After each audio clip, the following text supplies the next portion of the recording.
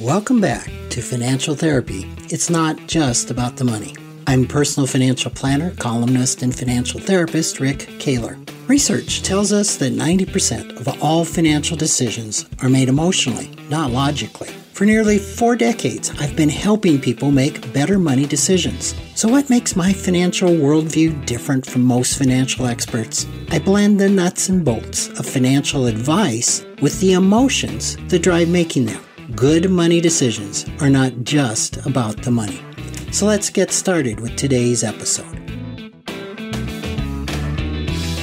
Welcome back to another edition, and I am delighted to have with me Joan Ryan, who is one of the, and I think it's fair to say, global experts on the Enneagram. Joan has been involved with the Enneagram for, would it be over 40 years? 30, 30, 32, something like 32 that. years. Yeah. And I thought it would be really interesting for us to uh, talk about the Enneagram types and how they do money. So this is a conversation. Joan and I haven't talked about this previously, and we just want to see where it goes. But Joan, why don't you just tee us up with the framework in which you'd like our conversation to be viewed? Okay. Thanks, Rick. I really appreciate the opportunity to talk to you. I always appreciate the opportunity to talk to you. Um, I've been working with the Enneagram, as you know, for a really long time, both in business and organizational settings and with individuals. And for purposes of this conversation, I think we're going to talk more about individuals, but the patterns are the same. One really exciting thing that's happened for the Enneagram world and for me personally in the last couple of months is that a new book is coming out actually on November 19th, which is a collaboration between 5 scientists that ran over a period of 20 years. It started at an Enneagram training that I actually was present at, although I didn't participate. And the lead author on the book is Dan Siegel, who may be familiar to many of your listeners. Book is called Personality and Wholeness in Therapy, and it's written for clinicians. But basically what they've done is they've taken the narratives, the stories of people who know their Enneagram pattern, and there are thousands and thousands and thousands of these collected over the years, and used those as a data set to come up with a more scientific view of the Enneagram related to brain development and science and all of that. It's going to open the doors to a lot of research. The reason that it's relevant to our conversation today is that I had the opportunity to co-teach this, or I was the teaching assistant to Dan for this in August. And I could see how it is a big advancement to Enneagram knowledge and Enneagram information over what we've had, which is really good over all these years. So it's really exciting for somebody like me because it gives us a lot more usable ways to apply the information.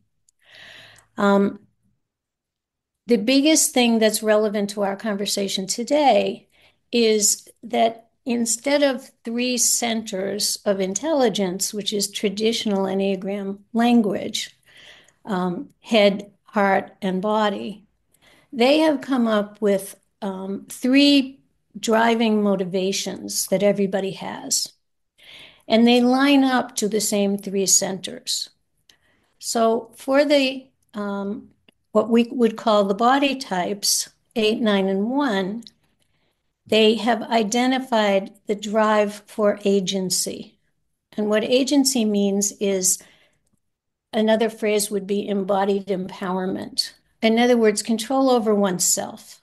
And for the heart types, the 2, 3, and 4 that we know, they've come up with the primary drive for bonding and relationship. And for the head types, 5, 6, and 7, as we know them, they've come up with a primary motivational drive for certainty.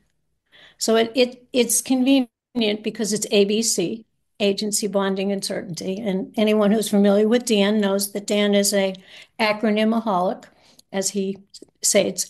But it's an easy way to think about this. Like everything else in the Enneagram, all three of these motivations are things that everyone has. But what this new work is fleshing out for us is that one of them is going to be a bit stronger in each individual.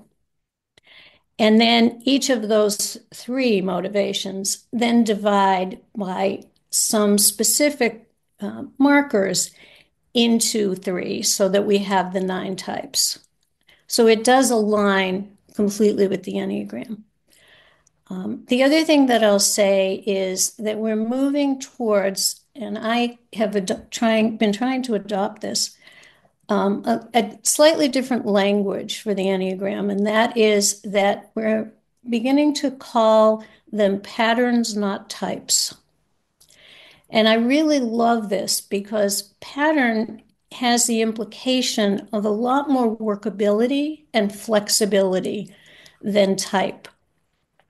I think that the motivation in the group that came together with Dan to write this book was that scientifically type is a very fixed thing, and there is no scientific evidence of something called a personality type. So seeing it as a pattern is much more consistent with science. But interestingly, it's much more consistent with the narratives because you and I both know that, well, with your type 1, there's so much difference between you and anyone else who relates to that pattern. So we like the breadth of it and the evolving nature of it. So that's the frame I'd like to use, if that's okay with you, because that's where I am in my work and development. It's Um, going to be okay with me, Joan. um, and I apologize for talking so long, but I needed to set the stage because I know that many of your listeners may be Enneagram literate, but this is new. Yeah, this is sounds like really new and fresh. And as you went through the drives, they just made a lot of sense to me. Intuitive, That's intuitively. really good. It's so funny when he first said agency. As you know, I'm a 9 pattern or lead with a 9 pattern on the Enneagram, and he said agency, and I kind of went, huh? And he said embodied, empowered. And I said, oh, like that thing I say all the time, don't tell me what to do. And he said, yes. I absolutely related to that. Yeah. Um, so with those 3 areas, what you and I might do, especially as we start this, is break our conversation into 3s rather than 9s at first. And we can fine tune it as we go along, but I think it might be easier to understand. Right. Okay. So, should we start with the body type? We can. And why don't you pick one of the questions that we had considered, one of the questions that you cover often, and let's see where we go. Yeah, there's so many aspects of money. Uh, so maybe it would be interesting to talk about. Oh, there's so many things to talk about. I Um, know, sorry.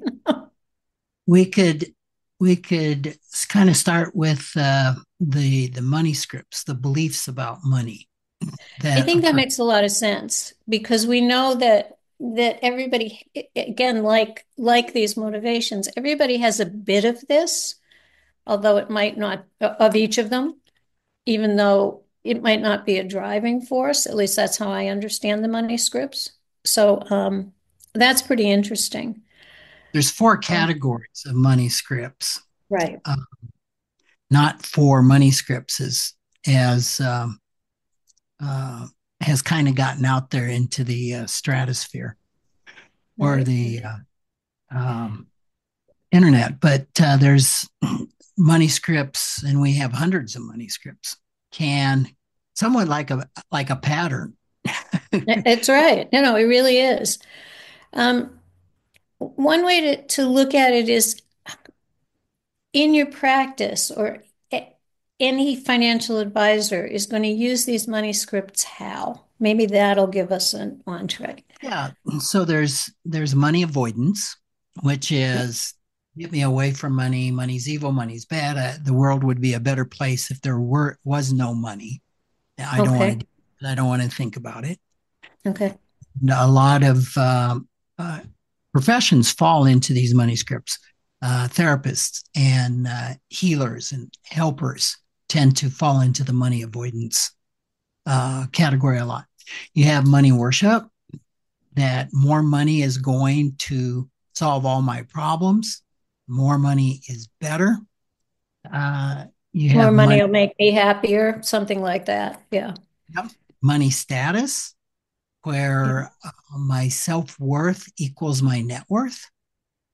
Okay. Uh, that uh, yeah, my money gives me worth. So the more that I have, the more important that I am. The more income I have, the Hmm. better place that I am. Yeah. And then the last one is money vigilance, which is I know where every dollar is going.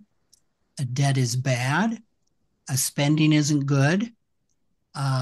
These folks tend not to have a whole lot of fun and tend to have a lot of anxiety around money. But interestingly enough, the money vigilant categories tend to have more money than the others.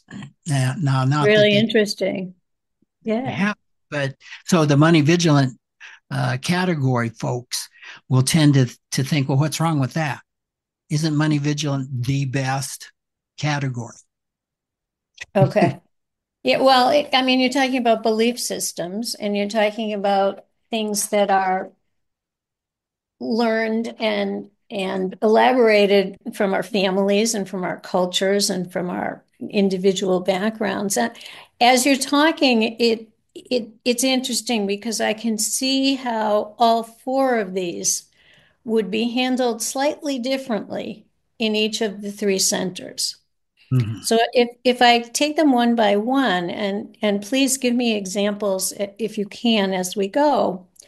Um, if I'm dealing with somebody whose primary motivator is agency and their own empowerment, and I look at money avoidance, um, the avoidance is going to fall into areas, I think, and we'd have to test this out, um, that where there's an idea that money somehow impinges on uh, their control of themselves or their freedom. Okay.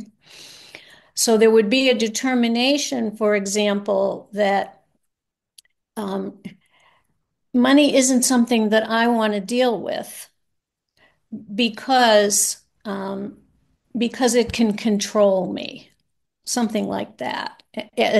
Making a very, very broad generalization here. Mhm. I think kind of my own example through the nine pattern, where to me, I just don't want to deal with it.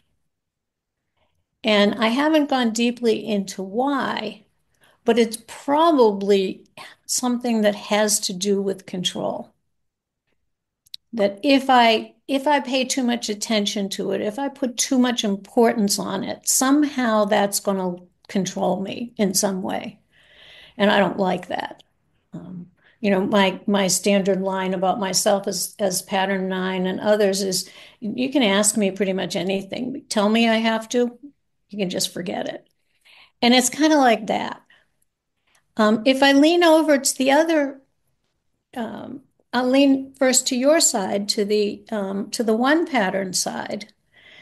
Um, and what I'm going to guess is that the reasons for the avoidance are going to have to do with internal decisions that there's about right and wrong with respect to money. And those are going to be individualized one person to the next, one pattern one to the next. But they're probably going to be more black and white than they would be with me as a nine. So again, my guess is it would fall under money means this, money doesn't mean that. Something would be one possibility. Money needs to be avoided because if I have it, it controls me in a way that I think is bad, perhaps. Or if I don't have it, it controls me in a way that I deem inappropriate or could go as far as unethical. Am I making sense? I sense into that. Um, I am high money vigilant, Well, yeah, that doesn't surprise me. and I'm more so. I think I can see with a one, maybe a one, if we were using the instincts, that was a social one. Um, that the control makes sense, but when you said being controlled by not having it, Mm-hmm. that That way. resonated. Okay. And most of us, regardless of what personality pattern we fall into, um, are likely to avoid things that are unpleasant or deemed bad in some way. And of Mm-hmm. course, where we look at right and wrong and black and white in the one pattern so much, um, I think it would fit. In the in the eight pattern, if we go over to the other side, um, I think it's more about um, avoiding allowing it to be too much of an issue. Um, what you see and again, I'm feeling my way here, so I hope this makes sense. What you see most often with money, with eights, at least in my experience and in the narratives I've collected, is a sort of freewheeling style with money. I do know eights who are very money vigilant, but it looks different than it would um, with the other patterns because it appears more free flowing and haphazard. And I think that's the avoidance piece, if that makes sense. They're avoiding being dependent on it, maybe, avoiding being, as I said before, controlled by it. And therefore it kind of becomes a background issue. Mm-hmm. You do see the opposite of avoidance often with type eights, where they will be quite spendthrift and quite free with it and then get brought up short. So that's the opposite of avoidance. Yeah, when I think There's a polarization there. I think of maybe money status. The eights are empire builders, generally speaking, aren't they? Yeah, but it doesn't have to do with status. They don't actually, well, let me think. How Again, this about is where in the new space, it would status if it meant not being controlled. mm-hmm. So I'll go back to something that I say very often when I'm describing eights to people who aren't eight, who don't have the eight pattern. It looks to the rest of us like they're trying to control us. And what I know from talking to so many of them and working with so many of them is not that at all. It's that they do not want to be controlled. And so they will do almost anything. This is like embodied empowerment on steroids, okay?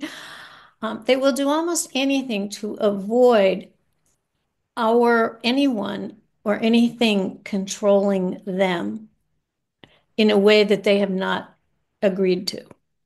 Hmm.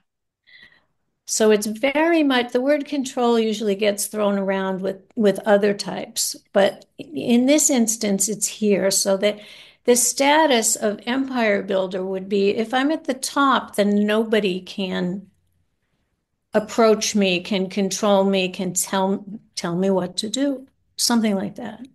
Right. Makes a lot of sense. Mm.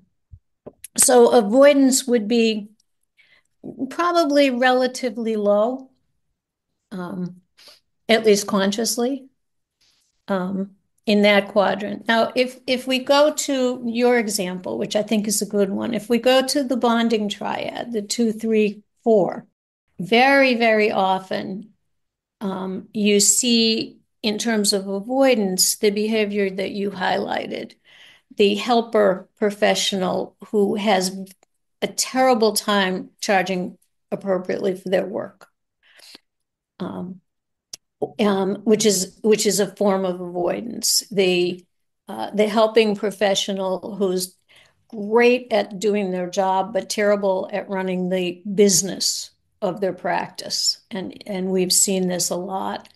And the avoidance, I think, is that you can't really be. Let me say this differently.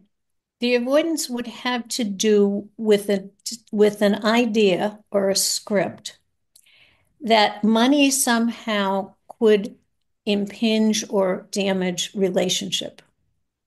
Because if bonding is your primary motivation, you're going to be on the lookout for anything that could interrupt, injure, rupture, etc. Makes And I sense. think that's going to be true across 2, 3, and 4. It's a little more complicated in the 3 pattern, but and probably shows clearest in the 2 pattern where it's so focused on other people. But I think the way to look at it is it's avoided because it's sensed as dangerous to the bond. Does that make sense? Yeah, that makes a lot of sense. Where Yeah. that, and I don't know, I've never thought about this. If there's a higher percentage of two, say, as therapists than other types. I'm not sure, and I don't think that we have the data on that. Um, I do know that in order to have really the best groups of professionals, you have to have all the types participating. I mean, that's the diversity model of the Enneagram patterns. But um, it might be that money avoidant 2 pattern is very um, very commonly rooted in the same place. If I charge, I'm not actually helping, or um, I should be, I should be doing this, and therefore I shouldn't be paid for it. Sorry, I missed Yeah, the word. But I don't know that that necessarily means that there are more of them. That would just be how they factored it. sure. The avoidance for a 4, if I jump over to the other side here, again, would be in terms of the relationship and the connections that they're trying to deepen. You also probably would see avoidance because reliance on money could very easily be deemed inauthentic in terms of relationship. And that would be very much in the frame of the 4 pattern. That, my art is not, and I'm going to exaggerate here, my art is not about Oh, the sure. money that comes Mhm. from it. It is about the art and the emotion and the impact something like that. And again, I'm exaggerating to make the point. So in terms of avoidance, that's where I would go. In the three, if you see avoidance, it's going to somehow be connected to image, because the three type is making relationship by producing whatever it is that they do, for our approval or our recognition.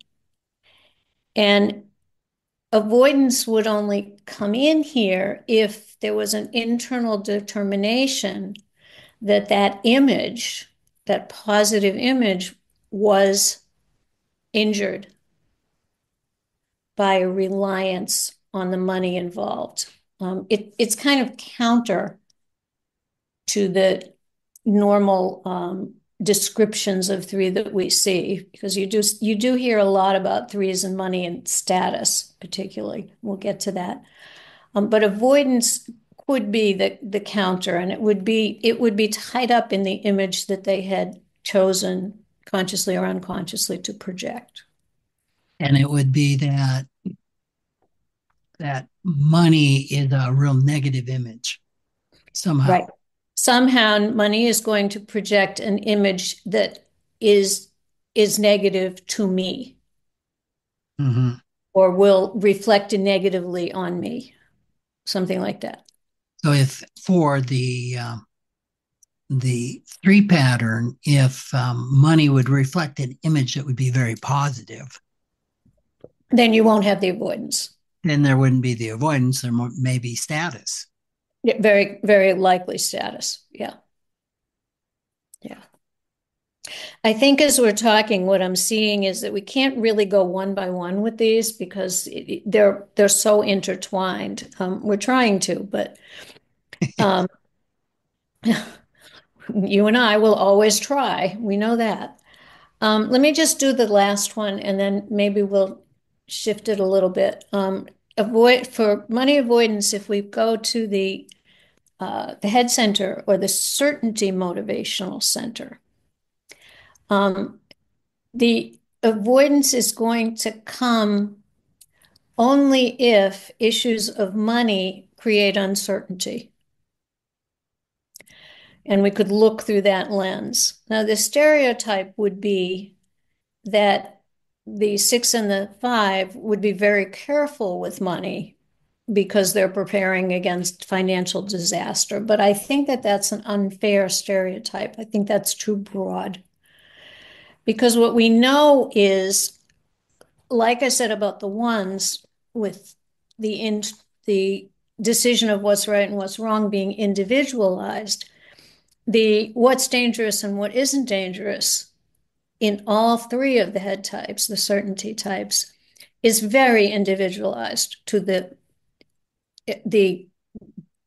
person. And I don't think that you can make generalizations there. But it would be something around, this creates problems, this creates money, creates danger, and therefore you'd see the avoidant behavior. That would be my guess. Okay, that makes sense. Okay.